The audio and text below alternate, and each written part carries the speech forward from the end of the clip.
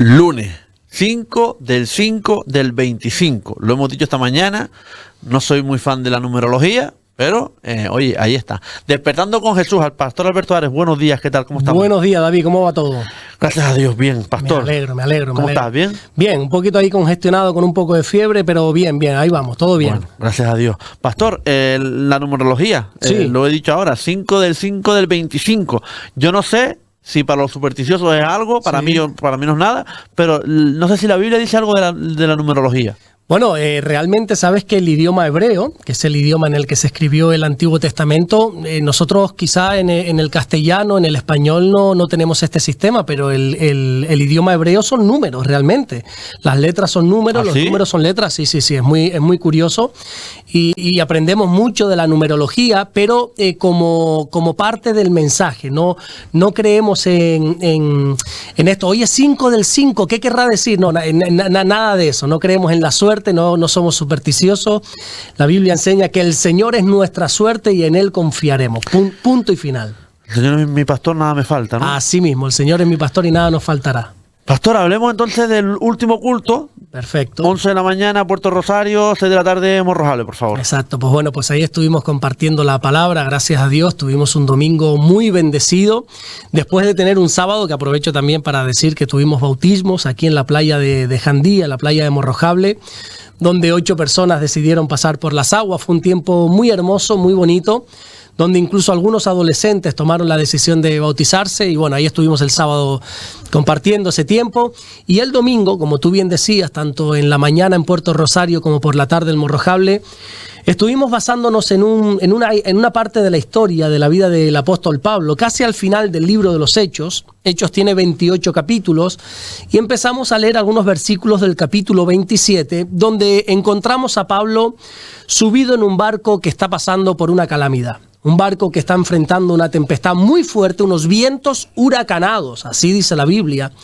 donde todos pensaban que iban a morir y bueno, y donde suceden un par de cosas, pero antes de explicarle a la iglesia, antes de explicarle a todos los creyentes que fueron al culto, les quise decir qué hacía Pablo en ese barco, por qué Pablo estaba ahí.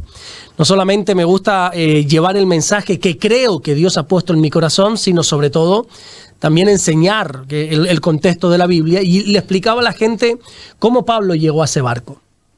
Vemos cómo Pablo, sabes que él hizo 3 viajes misioneros, 3 principales viajes, que eso lo encontramos en el libro de los Hechos. Por cierto, los miércoles que estamos aquí estudiando en culto de estudio bíblico, ya estamos empezando a ver el segundo viaje misionero de Pablo. Ya hemos visto el primero y ya estamos viendo el segundo viaje. Pablo hizo 3 viajes y al finalizar esos 3 viajes, Pablo tiene el deseo en su corazón de ir a Jerusalén.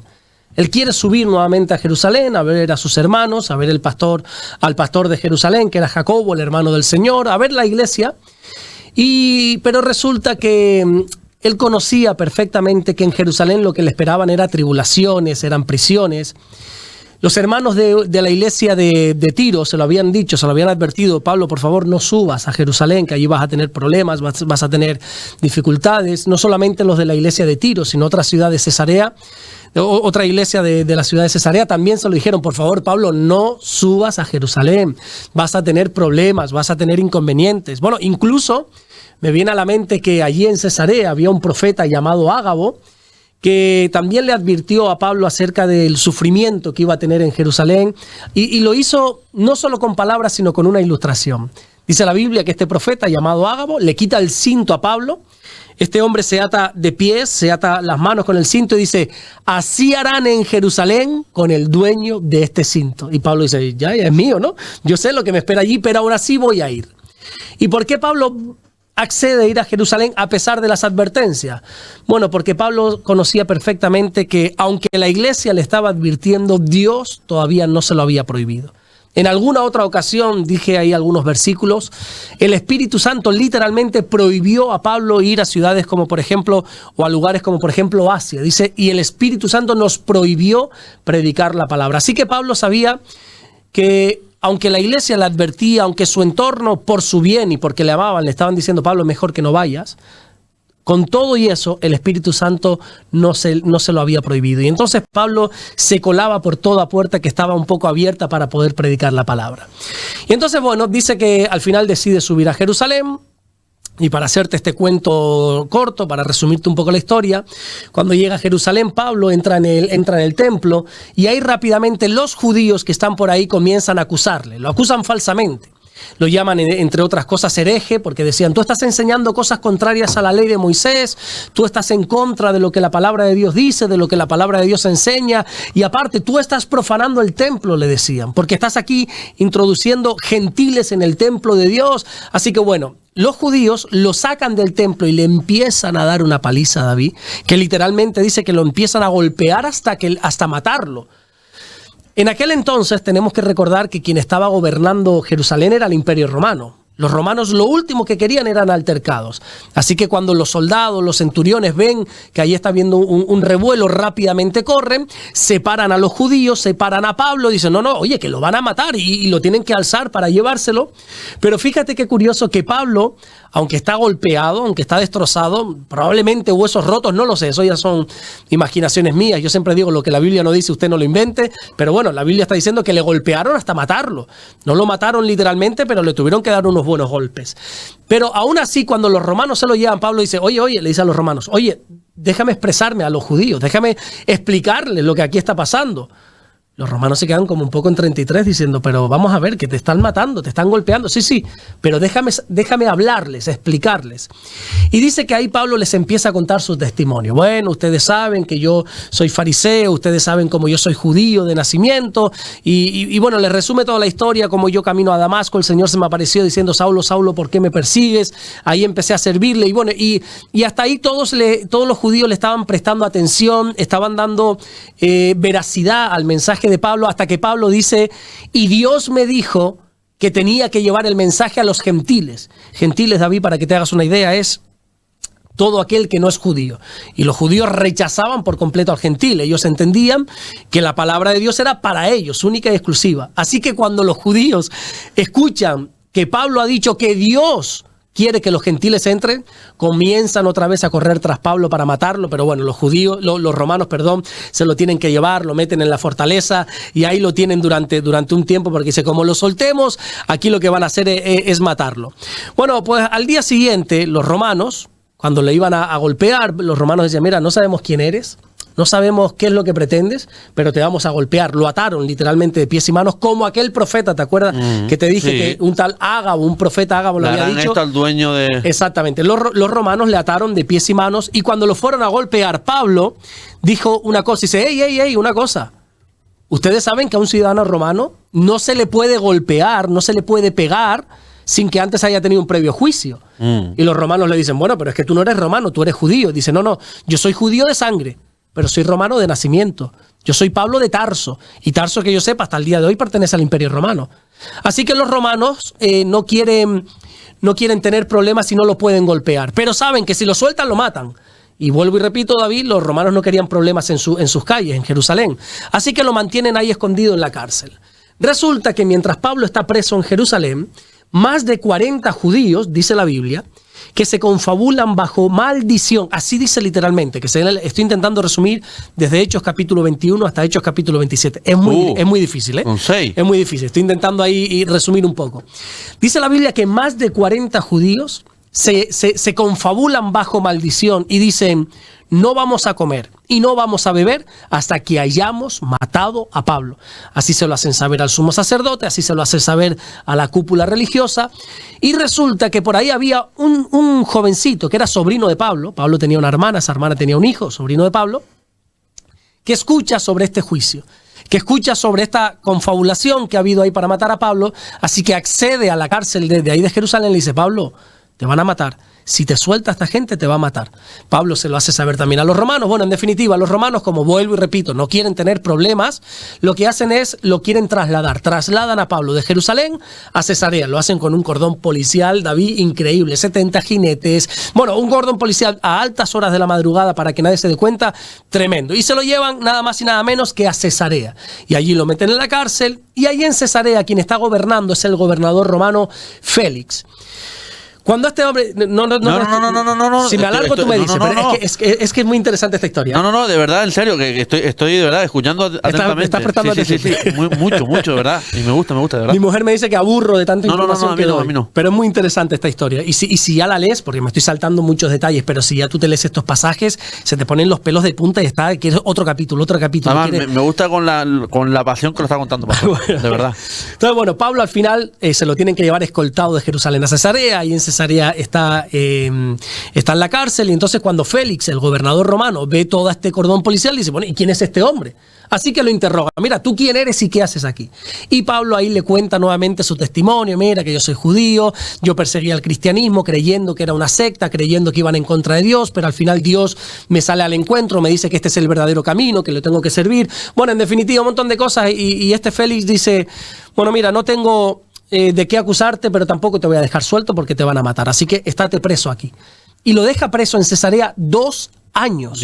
2 años. Tiene un motivo todo esto. La Biblia nos enseña que este Félix era un político corrupto, era un gobernador corrupto, y lo que quería era sobornar a Pablo.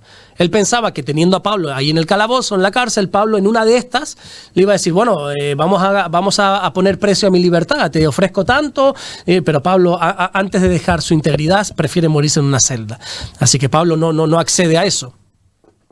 Resulta que Roma tenía como un método de trabajo, cada 2 años o cada 2, 3 años solía cambiar de gobernadores en las provincias, en las regiones, y cambiaron a Félix por otro hombre que se llama Festo. Nada más Festo llega al poder en Cesarea, unos judíos vienen y le dicen, mira, ahí tienes un preso que es nuestro, es judío. Y queremos que no lo sueltes. Bueno, ¿y para qué quieres que lo sueltes? Para matarle. Dice, bueno, como tú comprenderás, yo no te voy a soltar a este hombre sabiendo que lo vas a matar.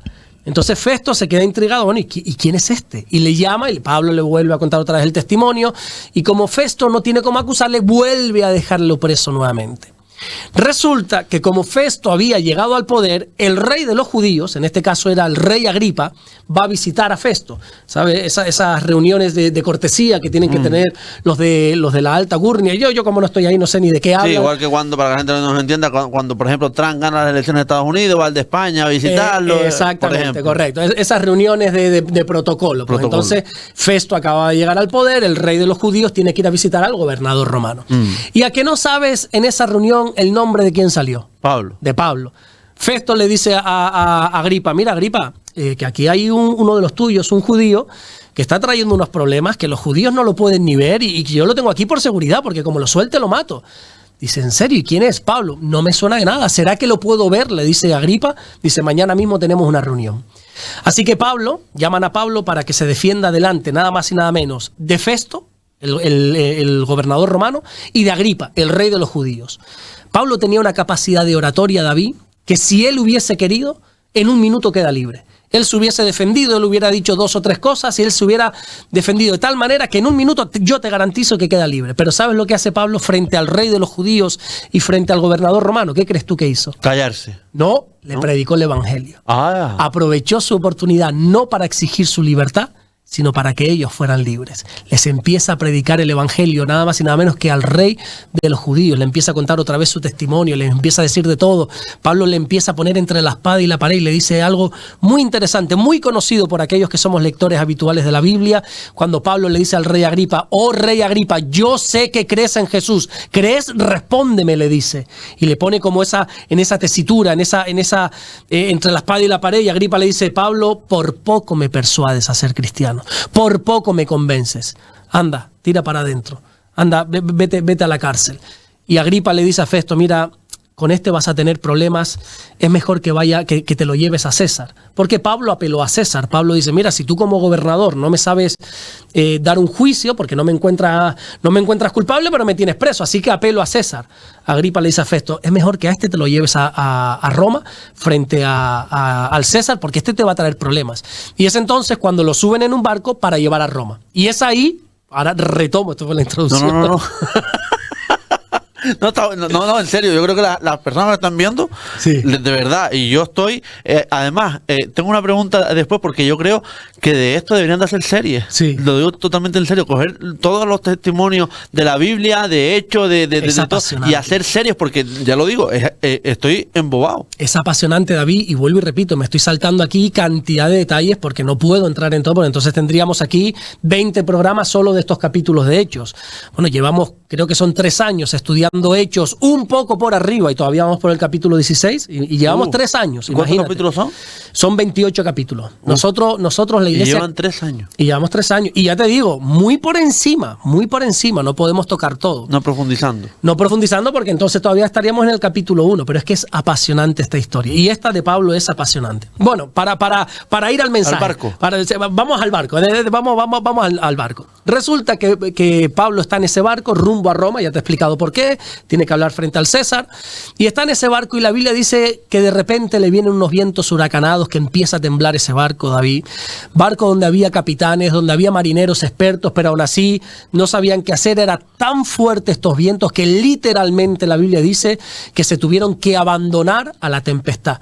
No pudieron luchar con ella, sino nos abandonamos y ya que sea lo que Dios quiera. ¿Tú me entiendes lo que te quiero decir? Sí. Que sea lo que Dios quiera y a donde nos quiera llevar esta tempestad, pues allí llegaremos. Y resulta que en ese barco Dios le da una palabra a Pablo. No te preocupes que tú vas a llegar a Roma. No te preocupes que tú vas a llegar y vas a compadecer frente al César. Y no te preocupes que aunque quizá haya pérdidas materiales, ni una sola vida se va a perder. Y Pablo hace entender a todos esa palabra. Llevaban como 14 días sin comer ya en ese barco, en esa tempestad a la deriva, naufragando. Y Pablo dice, tranquilos, que Dios me ha hablado, vamos rumbo a la voluntad de Dios, vamos rumbo al propósito de Dios, vamos a tener pérdidas materiales. De hecho, tuvieron que tirar todo por la borda, pero no se preocupen que vamos a llegar a un buen destino. Pero por allí estaban los marineros del barco, que dijeron, ya, tú di todo lo que tú quieras. Se fueron a un lado, no sé cómo se llama ahora un lado del barco, yo desconozco estos términos, proa o popa, no lo sé. Se van a un lado del barco y haciendo entender a los demás que tiraban las anclas. ¿Sabes lo que hicieron, David? Estos sinvergüenzas, dice que tiraron los botes salvavidas, los esquifes al agua para subirse y decir, sálvense quien pueda. ¿Escuchas esa expresión? Sí, hombre, claro. Sálvese quien pueda. Qué sinvergüenza estos marineros, ¿verdad? Totalmente. Ellos Sí. se querían ir. Recuerdo una vez que iba... A ver cómo vamos de tiempo. No, vamos bien. Fatal. Vamos bien. Contaba la anécdota en el culto de cuando yo viajo en avión, normalmente me gusta pedir salida de emergencia, no por capricho, sino porque yo soy alto, yo mido 1,86. Entonces, si la salida de emergencia normalmente va un poco más separado de los asientos de adelante, y entonces, bueno, pues puedo estirar un poco más las piernas, porque cuando viajo en otras compañías, bueno, muy estrecho, ¿no? Como latas con sardinas. Exactamente. Y en Vinted, no sé si tú has viajado en Vinted en salida de emergencia, pues ahí te dan un papelito, ¿verdad? Que te dicen, bueno, en caso de emergencia, tú tienes que ayudar, tú eres el último en bajarte de este avión, si el avión se estrella, si ameriza ahí en el mar, tú tienes que ayudar a todos a salir, y te hace la pregunta a la azafata, ¿estás dispuesto a ayudar en caso de emergencia? Y tú tienes que decir, sí. Claro. Sí. Claro, yo ayudo, ¿no? Total. A lo mejor después ser el primero que sale, pero yo, claro. la intención es esa. En uno de esos viajes, el que estaba a mi lado, que no lo conocía, una persona que iba a mi lado, me dijo, sí, pero tú sabes que aquí sálvense quien pueda, le dice.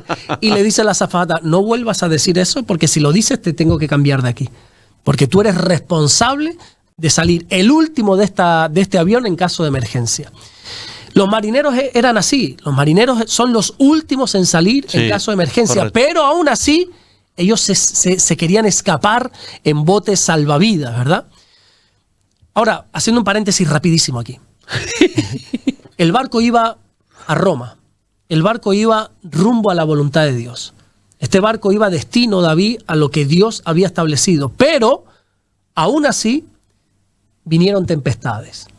¿Y sabes qué nos enseña esto?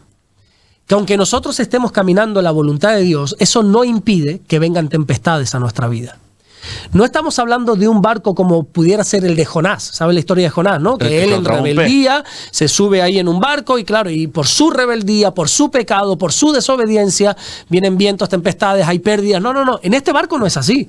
En este barco hay un hombre que está caminando en la voluntad de Dios. Ese barco está caminando en integridad, pero aún así vinieron las tempestades, los vientos huracanados. Y esto nos enseña, nos recuerda una vez más hermano mío, que aunque estemos caminando en la voluntad de Dios, eso no significa que no vengan los problemas. Amén. La Biblia dice que en el mundo tendremos aflicción, pero que tenemos que tener paz, que tenemos que confiar porque Jesús ha vencido al mundo. Jesús nunca nos ha prometido una vida sin problemas. Jesús lo que nos ha prometido es paz en medio de los problemas. Y eso tenemos que tenerlo claro.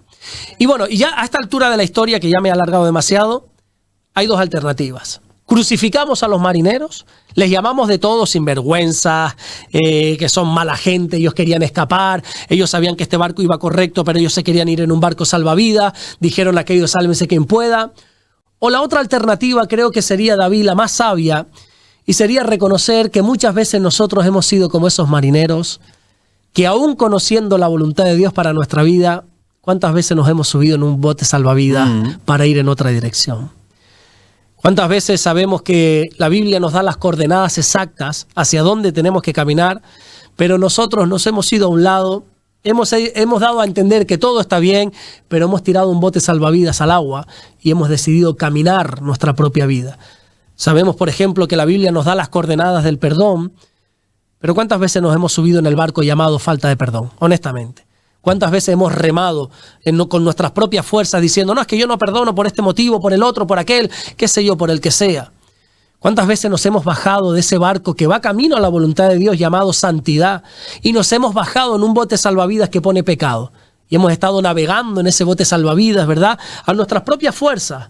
Y nos hemos bajado como esos marineros. Y entonces yo lo que le decía a la iglesia es, amada iglesia, no se bajen del barco de la voluntad de Dios. Amén. Aunque vengan problemas, aunque vengan dificultades, aunque vengan complicaciones, aunque venga todo tipo de vientos huracanados, no te bajes del barco de la voluntad de Dios, porque la voluntad de Dios es buena, agradable y perfecta, dice la Biblia. Y si aquí crees, si estando en la voluntad de Dios crees que hay problemas, no te quieras imaginar lo que hay fuera. Hay personas que creen que pueden estar mejor fuera de Dios que dentro de Dios. Y el salmista dijo, no hay para mí bien fuera de Dios. Para nosotros, para nuestra vida, David, no existe bien fuera de nosotros. Y ponía algunos ejemplos. Por ejemplo, el hijo pródigo. ¿Sabes? Ese hijo pródigo que dijo, estaré mejor fuera que dentro. Sí, claro. Me voy a ir de la casa de mi padre. Me voy a ir de aquí. Y encima me voy con dinero. Me voy con herencia, me voy con dinero, lo voy a pasar bien. ¿Y cómo vino? Dilo tú. Con el rabo entre las piernas. Con el rabo entre las piernas, cabizbajo, ¿verdad? Vino con las orejas gachas, vino endeudado, vino con hambre, en miseria, avergonzado. ¿Recuerda a Eva? Eva que estaba caminando en la voluntad de Dios, en una voluntad preciosa que se llamaba el Edén, y decidió desobedecer, decidió coger un bote salvavidas que se llama el fruto prohibido. Llámalo manzana, llámalo como quieras, la Biblia lo llama fruto prohibido. Y ella dijo, bueno, seguro que no pasa nada, y mordió. ¿Y qué le pasó fuera de la voluntad de Dios? Vino desnudez, vino vergüenza, vino miedo y sobre todo vino muerte espiritual. Y más ejemplos, ponía más ejemplos de personas que decidieron caminar fuera de la voluntad de Dios, decidieron subirse a botes salvavidas para caminar como ellos querían, y qué mal les fue en esta vida, qué mal. Y entonces, bueno, ¿y cuál es la solución? Me dirás tú, ¿y qué pasó al final? ¿Qué pasó? Bueno, Pablo, que él estaba acechando a esos marineros, Pablo los vio y dice, esos no van a tirar anclas, esos van a tirar los botes salvavidas. Le dijo a los romanos, miren lo que va a hacer. Como esos marineros se bajen del barco, ninguno aquí sobrevive. Así que los romanos lo que hicieron fue cortar las cuerdas que ataban los botes salvavidas. Y yo decía a la iglesia que este es un mensaje donde tenemos que cortar todas las cuerdas que nos unen a botes salvavidas. Nosotros tenemos que cortar con muchas cosas que nos están sacando fuera de la voluntad de Dios. Y decía una frase que algunos ya han usado en algún aspecto de su vida: cuidado con los botes salvavidas. Cuidado con esos atajos que nosotros queremos tomar en Dios. Cuidado con esas otras alternativas que nosotros tomamos a sabiendas que el barco de la voluntad de Dios camina para allá. Y nosotros tenemos que cortar con todo aquello y arrancar con todo aquello radicalmente que nos separa de la voluntad de Dios. La Biblia ponía varios ejemplos. La Biblia dice que cuando Dios introdujo a su pueblo en la tierra prometida, les dio un último consejo. Y les dijo, ustedes tienen que derribar los altares de los dioses que hay aquí. Tienen que quebrar todas esas estatuas y cortar todas las imágenes que aquí hay. Y uno dice, bueno, ¿y por qué tengo que romper, quebrar? ¿Por qué tengo que destrozar estas imágenes? Si el mandamiento dice, no adores imágenes. Simplemente dime que no me incline a ellas y ya está. No, tienes que eliminar todo eso porque desgraciadamente tenemos un corazón que tiende hacia el pecado. Y entonces hay cosas, David, que si somos honestos, tenemos que cortar de nuestra vida. Que si tratamos con ellas, que si seguimos manteniendo esos botes salvavidas en el barco de la voluntad de Dios, tarde o temprano nos vamos a subir. Y hay cosas que nosotros tenemos que sacar de nuestra vida. Hay cosas que, como dice la Biblia, que si nuestro pie, nuestra mano es ocasión de caer, dice, córtalo y échalo de ti. Si tu ojo te es ocasión de caer, córtalo, sácalo, échalo de ti. Es mejor entrar, dice la Biblia, tuerto en el reino de los cielos que con 2 ojos y ser echado en el infierno. Amén. Hay cosas que tenemos que cortar de nuestra vida. Quizá esos botes salvavidas puede ser que sean unos hábitos, unas costumbres, personas. Quizá hay personas que nos están impidiendo acercarnos más a Dios. Quizá son circunstancias, situaciones. Bueno, solo Dios sabe. Pero el mensaje es claro. Corta con todo aquello que te está separando de la voluntad de Dios. Amén. Ahora me queda la duda, pastor, ¿qué pasa con Pablo? Llega a Roma, está ante César, porque me imagino que llegaría a Roma porque es la voluntad de Dios, está ante César, ¿y qué es lo que pasa? Que lo meten preso en Roma, y dice la Biblia que está preso durante 2 años en Roma, en una casa alquilada. Así acaba el libro de los Hechos, y acaba Pablo en Roma. No hay como un final concreto. Algún día te explicaré por qué. Si quieres te lo adelanto un poco, pero se nos va mucho tiempo. No hay problema, de verdad. A ver. Es que está muy interesante, de verdad, en serio. Es que está interesantísimo. Es muy interesante esta historia. Es muy interesantísimo. ¿Por qué el final el final de este libro llamado Hechos de los Apóstoles no tiene un final como diciendo, bueno, ¿Y qué pasó? Vale, Pablo llega, como tú dices, Pablo llega, porque es el deseo de todos, conocer el final. Vale, Pablo llega a Roma, lo sabemos porque ya Dios lo ha prometido. Vale, Pablo apela a César, llega ahí, está preso 2 años y ahí termina la historia. Y ya está. Y uno dice, entonces, uno tiene que ir a fuentes extra bíblicas para entender qué pasó. Al final lo que pasó es que a Pablo lo decapitaron en esa cárcel. Sí, él murió, él no salió ya con vida, lo decapitaron. Pablo ya estaba preparado para eso. De hecho, en una de sus cartas, si no recuerdo mal, a Timoteo, él dijo, yo ya estoy preparado ya para mi final. Yo ya he acabado mi carrera, yo ya estoy preparado para ser sacrificado, le dijo literalmente. Él no tenía miedo. Pablo llegó a decir incluso es que para mí el morir es ganancia, porque me voy con el Señor y estoy aquí, permanezco aquí por amor a ustedes, pero yo me quiero ir. Entonces, este libro está como sin un final y tiene varias razones, pero una de ellas es que este libro se sigue escribiendo. El libro de los Hechos, antes te dije que tenía 28 capítulos, pero todavía se sigue escribiendo el capítulo 29, que es el capítulo que está escribiendo la iglesia hoy en día. Esto es algo metafórico, ¿vale? No es que la iglesia está escribiendo la Biblia, ni muchísimo menos. Ya la palabra de Dios está cerrada totalmente, pero metafóricamente es un libro que está abierto porque Hechos, este libro, nos cuenta la historia de la iglesia, el comienzo y el transcurrir de la iglesia, cómo el Espíritu Santo obra a través de gente sencilla, de gente común, y los envía con una misión. Y esa misión sigue hasta el día de hoy. Y Hechos terminará cuando la iglesia del Señor se vaya a la presencia de Jesús. Ahí se cerrará. Como curiosidad, y ya si quieres cambiamos porque nos vamos aquí hasta 3 días después. Es que me surge una duda ahora también. Vale, ahora me dice. Como curiosidad te voy a decir algo. Es el único libro de todo el Nuevo Testamento, si no recuerdo mal, Santiago también, pero el único libro de todo el Nuevo Testamento que no contiene la palabra amén.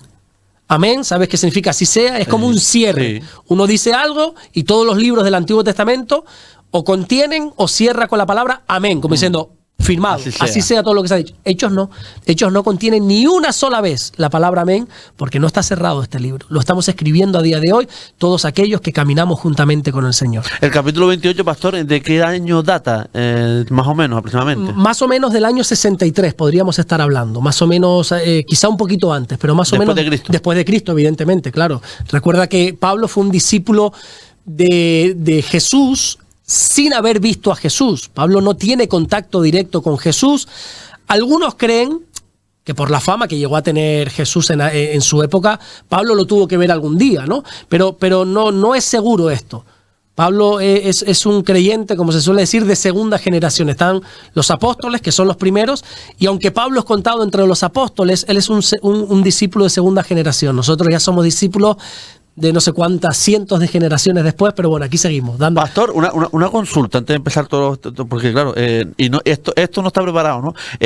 El año 0 después de Cristo, sí. ¿Cuándo es? ¿Cuando muere Jesús o cuando nace Jesús. Cuando nace Jesús. Cuando nace Jesús es el año 0. Exactamente. Jesús muere en el año 33. Él nace y ahí cuando aparece el Salvador, la historia se parte en dos. Ningún ser humano ha logrado esto.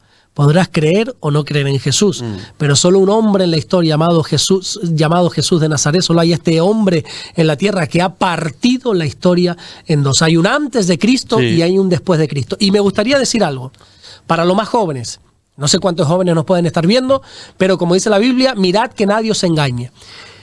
La historia se cuenta en AC, antes de Cristo, y DC, después de Cristo. ¿Tú sabes lo que se está enseñando hoy en los colegios, institutos y universidades? AC y después de C, como quieren borrar a Cristo, borrar a Dios de todo el sistema, dicen que AC significa antes de la era común y DC después de la era común. No, señor, AC es antes de Cristo y DC es después de Cristo. Todo en esta vida se rige antes o después de Cristo. Amén, ¿no? Y pues yo no sabía eso. Sí. Pregúntale a tus hijos seguramente que están, no sé si ya han llegado a estudiar esa parte de la historia, pero le van a enseñar en sus libros que AC significa antes de la era común. ¿No? Y tú tienes que decirle, no, mi niño, esto es antes de Cristo. Sí, y hay que resaltar el nombre de Jesús porque no hay otro nombre dado a los hombres en el que podamos ser salvos, sino en el nombre de Jesús. Amén. Y no podemos permitir que ese nombre sea borrado. No, es que a mí me surgió esa duda, ¿no? El antes de Cristo y después de Cristo, ¿cuándo comienza, no? Entonces comienza cuando nace. Exactamente. En el mismo momento que nace, la historia se parte en dos. Amén. Bueno, pues empezamos ahora sí con las preguntas. Y ya llevamos 31 minutos de programa. Madre mía. Perdonen a todos. No, para nada. Pastor, tenía la pregunta aquí de una manera, pero la voy a hacer quizás de otra, ¿no? La tenía, voy a decirle a la audiencia como la tenía, que es, Pastor, ¿es posible amar a todos, incluso a aquellos que nos hacen daño? Y yo la formularía de esta manera. Pastor, ¿es posible, debemos de amar aún más a las personas que nos hacen daño? Y quiero corregir, no solamente físicamente y tal, evidentemente hay cosas que no, pero hay que amarlos aún más. No sé si lo has hecho adrede o no, pero has usado un vocabulario totalmente bíblico. Hay un pasaje, ahora te doy la respuesta, déjame darte un pasaje. Sí, claro. Hay un pasaje que ahora no recuerdo bien dónde está, sé que está en Corintios, lo podríamos buscar después, cuando Pablo dice, aunque amándote más, yo sea amado menos, con todo eso yo te seguiré amando. Amén. Hay veces que cuando nosotros amamos, lo que recibimos es ingratitud. Hay veces que aunque nuestra intención es amar, pues la gente se aprovecha y nos hace daño, ¿verdad? Y como tú dices, ¿es posible amar incluso a aquellos que nos hacen daño? La respuesta corta sería sí, es posible. Pero yo me gustaría, ¿sabes qué? Me gusta extenderme, ¿verdad? En la respuesta. Sí, lo sé. Me gusta, porque qué aburrido sería. ¿Es posible? Sí. Otra pregunta. Sería aburrido, sí. ¿No? Me gusta explicar. Y muy corto el espacio. Muy corto el espacio. Pero me gusta razonar, porque yo considero que Dios nos ha hecho ovejas de su prado, no burros de su prado. Los burros, ¿sabe? Que siempre se dice que son así. Que van hacia adelante, no miran nada, no valoran nada.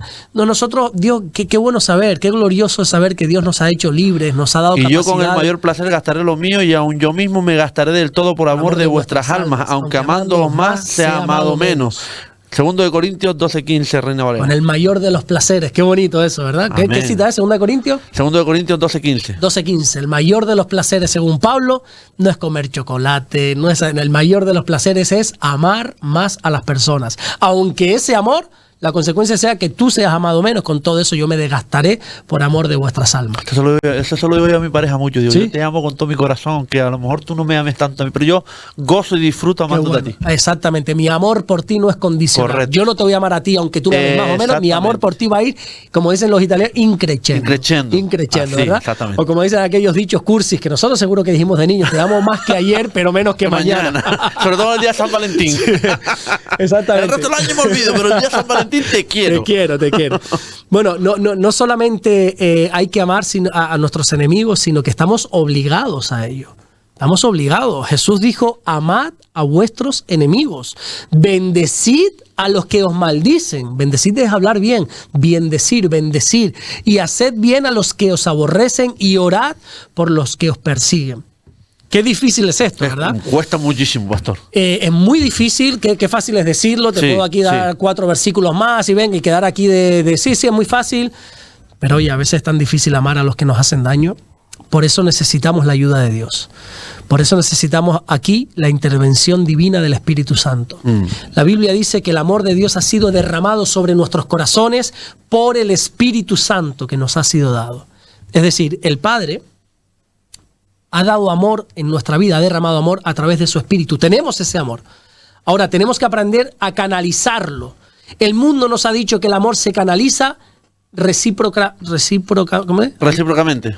Así, como estábamos diciendo ahora. Si tú me amas, David, el mundo me ha enseñado a derivar también ese amor hacia ti. Pero con el Espíritu de Dios no es así. Con el Espíritu de Dios ese amor tiene que brotar de nuestro interior independientemente de tu respuesta hacia mí, ¿verdad? Aunque tú te conviertas en mi enemigo, aunque tú no me ames, aunque tú amándome menos, yo te tengo que amar más. Y tenemos que aprender a amar aún a nuestros enemigos. Y creo que el mayor ejemplo de esto es Jesús. Jesús en la cruz, ¿verdad? Jesús en la cruz no encontramos una sola queja, un solo reproche.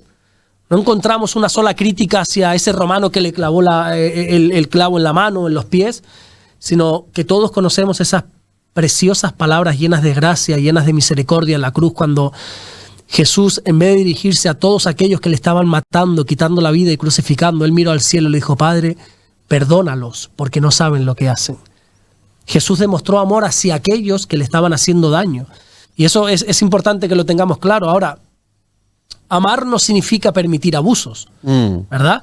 Uno dice, bueno, tengo que amar a mi enemigo aunque este enemigo me siga haciendo mal. No, siga amándolo, pero de lejos, de lejos. Creo que si algo aprendimos en la pandemia, David, es que una de las mejores maneras de amar es manteniendo una distancia social con personas. ¿Verdad que sí? ¿Verdad? Yo creo que esa es una de las grandes lecciones que nos tenemos que quedar de la pandemia. Sí. Que hay personas que para poder amarlas tengo que tener una distancia social. De lejito. Y si puede ser hasta con mascarilla. También, Ponte mascarilla, sí. No me mires mucho. Y esa es la mejor manera en la que te puedo amar. Y hasta gorra también. Y hasta, en aquellos tiempos de la pandemia, ¿verdad? Que nos decían, si amas a tus seres queridos, no te acerques a ellos, no los abraces, Correcto. no vayas a visitar a tus abuelos. Bueno, hoy en día, si realmente amamos, hay personas con las que tenemos que tener cierta distancia. Ahora bien, cuando nosotros amamos a un enemigo, tenemos que saber que los mayores bendecidos somos nosotros. No el enemigo es el mismo. El enemigo le da lo mismo, tu vida y tu bienestar. Pero algo en ti cambia cuando tú te sobrepones a lo que quieres, a lo que deseas y antepones la palabra de Dios. Entonces yo creo que somos grandemente bendecidos cuando nosotros amamos a nuestros enemigos, que vuelvo y repito, es muy difícil, pero para eso tenemos el Espíritu de Dios. Amén. Oye, de verdad, ¿ves que hace falta estos espacios en la radio, en los medios de comunicación? Porque evidentemente hace falta que la palabra llegue hasta donde es inimaginable, hasta donde puede llegar a través de internet. Pastor, ¿qué implica la gracia de Dios según la Biblia? Bueno, ¿qué implica, no? ¿Qué significa la gracia de Dios? Siempre se nos ha enseñado, y es la respuesta más clara, que la gracia de Dios es el favor inmerecido de Dios. Esa gracia de Dios es lo que Dios hace por nosotros, aunque nosotros no lo merezcamos. Es cuando Dios nos da algo, sea lo que sea, sin que seamos merecedores de eso.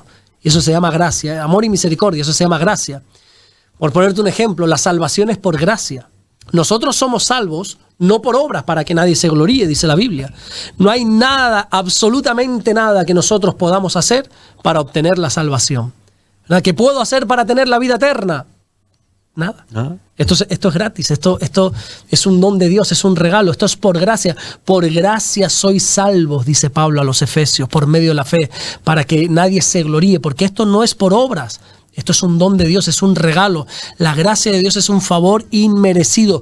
No lo merecemos, pero Él nos salva. No somos salvos porque seamos buenos, somos salvos porque Él es bueno. Y eso es... Y para siempre su misericordia. Exactamente, es la gracia de Dios. La gracia de Dios es lo que nos perdona. No lo merecemos, pero por su gracia somos salvos. ¿Qué sucede con esto de la gracia? Que es tan hermoso la gracia. Yo honestamente no acabo de entenderla. La sé explicar, la sé predicar, sé prepararme un buen mensaje sobre la gracia, pero hay algo que todavía no sé hacer, y es acabar de comprender la gracia de Dios. Me cuesta entender ese favor inmerecido que Dios tiene para nosotros. Me cuesta comprender cómo Dios se puede contener de castigarnos justamente y que nos derrame su gracia. Todavía eso, sí, yo sé que Dios es amor, yo todo eso lo sé, me lo sé de memoria literalmente. Pero aún así, sí. me sigue sorprendiendo la gracia de Dios, es algo maravilloso. Y hay gente que abusa de la gracia de Dios. Hay gente que dice, bueno, como sé que Dios me va a perdonar, sigo pecando hasta que un día le pida perdón. No, señores. La Biblia habla en uno de esos libros tan cortitos que aparece ahí al final del Nuevo Testamento, de Judas, que habla de personas que convierten en libertinaje la gracia de Dios. Y Pablo incluso llega a decir a los Gálatas que se puede caer de la gracia de Dios. Hay que tener mucho cuidado con esto, ¿verdad? En el Antiguo Testamento se vivía bajo la ley, se dice así, la ley. De hecho, nosotros lo conocemos como el Antiguo Testamento, pero en el original es la ley, la Tanaj, la ley, la Torá de Dios, la ley de Dios. Y la ley decía, el alma que pecare, esa morirá. Por eso tú vas a leer en el Antiguo Testamento cantidad de sacrificios, para que el hombre sea perdonado tenía que sacrificar un animal, para que la sangre del animal, bueno, en definitiva, pudiese obtener perdón de los pecados. No se eliminaban, sino que se tapaban. Bueno, la ley, pero ahora estamos bajo la gracia. Jesús nos ha traído la gracia a través de su sacrificio. Él es ese cordero inmolado que ha traído la gracia sobre nosotros. Hay un versículo que me fascina, que es el último que se encuentra en la segunda carta a los Corintios, cuando Pablo va a describir la Trinidad de Dios. Este versículo mucha gente lo pasa por arriba y no se detiene, es el versículo central de la Trinidad.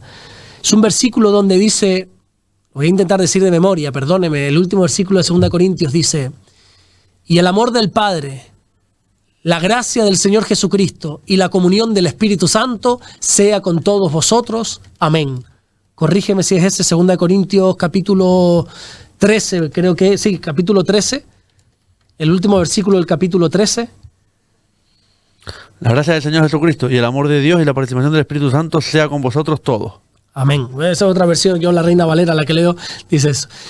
Ahí Pablo nos está describiendo a la Trinidad. La gracia del Señor Jesucristo, el amor de Dios y la comunión del Espíritu Santo sean con todos vosotros. Amén. 2 Corintios 13:14, Reina Valera, 1960. Así es.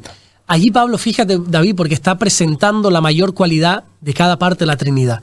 Por una parte está el amor de Dios, el amor del Padre, ¿verdad? La Biblia dice, Juan capítulo 3, versículo 16, de tal manera amó Dios al mundo que ha entregado a su Hijo unigénito para todo aquel que en él cree no se pierda, mas tenga vida eterna. Es el amor. Lo que caracteriza al Padre es el amor, ¿verdad? Sí. Lo que caracteriza al Espíritu Santo es la comunión. Jesús dijo, es necesario que yo me vaya para que venga sobre vosotros otro consolador, el Paracletos, el consolador, ese que va a estar junto a ti, el que va a tener en común unión todas las cosas, la comunión del Espíritu Santo. ¿Y cuál es la mayor característica de Jesús? La gracia, ese favor inmerecido, esa gracia demostrada en Barrabás. Barrabás iba rumbo a un juicio, Barrabás iba rumbo a morir en una cruz, pero minutos antes de enfrentar la cruz, Jesús le dijo, apártate a un lado, que en esa cruz voy a morir yo. Es tuya la cruz. Son tus consecuencias a una vida llena de pecado, pero yo voy a morir por ti, dijo Jesús. Y eso tiene un nombre y es la gracia de Dios. Es un favor inmerecido sobre nuestra vida. Amén. Y otra de las cosas también, pastor, que como bien comenta, la vida eterna no existe, pero aún así la humanidad... La vida eterna no existe, pero aún así la humanidad se empeña en querer vivir eternamente. ¿Por qué dices que la vida eterna no existe? Sí existe. Aquí en la tierra no. Era más la pregunta, ¿no? Sí. Humanamente en la vida eterna no existe. Y aún así se emperretan y se empeñan en decir que querer vivir más años, ¿no? Exactamente. Uno tiene que entender que nuestros días aquí están contados, aquí en la tierra. Aquí, como dice la Biblia, el más robusto va a vivir 80, 85 años, algunos más, otros menos, pero esa es la media más o menos. Como la abuela del pastor. Da la cucharita. Ya se ha hecho famosa mi abuela de 104 años. Y algún día todos vamos a partir de este mundo. Y como tú dices, hay que estar preparados, ¿verdad? Y a veces tensamos mucho la cuerda con Dios. He estado estudiando estos días para los devocionales que tocan sobre Mateo. Estamos en Mateo ya capítulo 20. Y estudiando... Y hablaba de esas personas que tensan mucho la cuerda con Dios, que saben que un día van a morir. Que Dios quiera que sea con 300 años, pero un día vamos a morir. ¿Y qué va a pasar ese día con tu alma, hombre? ¿Y qué va a pasar? Oye, y hay que estar bien con Dios y tenemos que recibir esta bendición de la gracia de Dios sobre nuestra vida y no tensar la cuerda, porque un día vamos a comparecer ante el tribunal de Cristo, dice la Biblia. Un día vamos a dar cuentas, David. Sí, totalmente. Oye, ¿cómo es la vida de Mateo, no? Porque claro, yo lo sé por Chosen, ¿no? Es decir, porque por suerte o desgracia, la Biblia no la estoy cogiendo mucho, porque claro... Mal, es cierto, David. muy mal. Yo me pego latigazos y todo. Pero, decir, Mateo, ¿cómo era visto que se tenía que hasta esconder para poder ir a cobrar esos tributos y demás? Exacto. Y cómo defendía al pueblo romano y cómo castigaba a su propio pueblo. Es decir, es algo... Wow, es decir, la vida de Mateo tela, ¿eh? Sí, la vida de Mateo. Mateo era un publicano, dice la Biblia, y el publicano, si te das cuenta, cuando la Biblia habla de los publicanos, los pone después de los pecadores. Dice la Biblia, pecadores y publicanos, como diciendo, publicano es peor que un pecador. Un publicano era un judío que se había vendido al Imperio Romano para recaudar fondos a los judíos para el Imperio Romano. Claro, te ibas a poner de enemigos a todos tus compatriotas judíos, pero Roma te garantizaba un estatus de vida pues más o menos decente. Te iba a pagar bien, ibas a estar bien cuidado, pero claro, ibas a ser mal mirado. Y Mateo se dio a ese soborno. Mateo se dio a ser un publicano y era muy mal mirado, y aunque el pueblo judío lo rechazó, dice la Biblia que Jesús se acercó a él y le dijo, sígueme. Y bueno, y gracias a Dios que Mateo decidió cambiar de vida, pero no quiero pasar por alto, David, no dejes de leer la Biblia. No, tengo que seguir, Tienes que leer la Biblia, es la lámpara que alumbra tu camino. Cierto es. Es la lámpara que alumbra tu camino. Dice la Biblia, hay un versículo que dice, en mi corazón guardaré tus estatutos para no pecar contra ti. Amén. Cuanta más Biblia leamos, más en santidad podemos caminar. Entonces yo te aconsejo a ti, a todos los que nos están escuchando, que no pase un solo día sin que leas la Biblia. No te digo que leas 5 capítulos al día, o 10 capítulos, o ni siquiera uno, si quieres, pero un par de versículos. Hay un salmo, que creo que es el 73, que dice, en cuanto a mí, el acercarme a ti me hace bien. Quizá no te acerques a grandes pasos, pero aunque te acerques un poquito con un versículo, eso te hace bien. Entonces, mi consejo a ti y a todos es, por favor, lean la Biblia todos los días de tu vida. Lee la Biblia, que eso te hace bien, es el alimento para tu alma, hombre. Amén. Lo intentaré, pastor, de verdad que sí. No lo intentes, hazlo, no lo intentes, hazlo. Pastor, lo haré. Bien, ahora bien, dice la Biblia, mejor es no prometer que prometer y no cumplir. Pues los políticos saben un viaje de eso, ¿eh? De verdad que sí. Lee la Biblia, es un buen consejo que alguien te puede dar, lee la Biblia. Lo haré. Por cierto, ahora hablando de la Biblia y de lo que se le pide al Señor, ¿no? El otro día yo pedía, cuando estaba con mis hijos, ¿no?